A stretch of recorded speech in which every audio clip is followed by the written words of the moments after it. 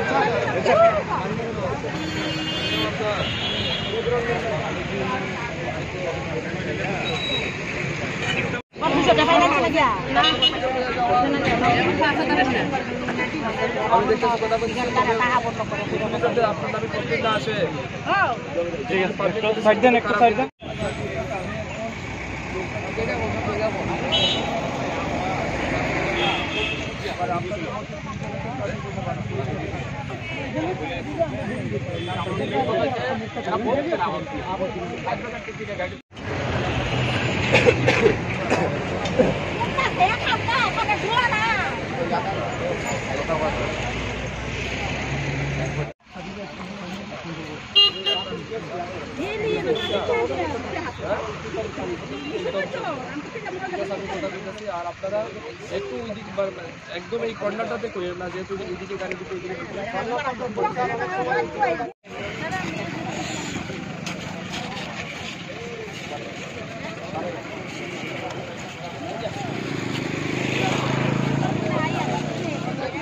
আমরা যাচ্ছিলাম, অ্যাকচুয়ালি আমি আগরতলা থেকে ফটিকরায় যাচ্ছিলাম, একটা কমপ্লেন পেয়েছি। এখানে এসে দেখতে পেলাম কিছু লোক রাস্তা আটকিয়েছে, গাড়ি আটকাচ্ছিল।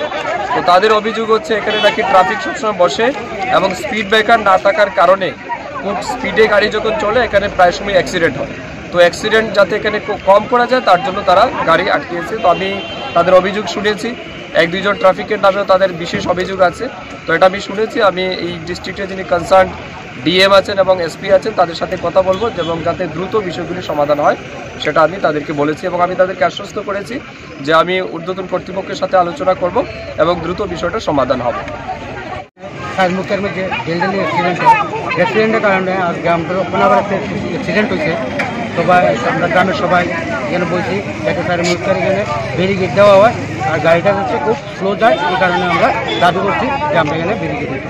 আজকেও কি অ্যাক্সিডেন্ট হয়েছে? হ্যাঁ, ওখানে এই মাত্র অ্যাক্সিডেন্ট হয়েছে। অ্যাক্সিডেন্টের হওয়ার পরেই আমরা এখানে আবার এখানে লোকজন মানে বলছি আর সেখানে ব্যারিকেড দেওয়া হয়। আর একটা অভিযোগ উঠেছে ট্রাফিক নাকি এখানে, হ্যাঁ এটা মানে তারা অনেকের তার থেকে ফাইন কাটে, অনেকের কিন্তু ফাইন কাটে না, এই সময় গাড়ি দৌড়ে আটকেও তারা ফাইন কাটে।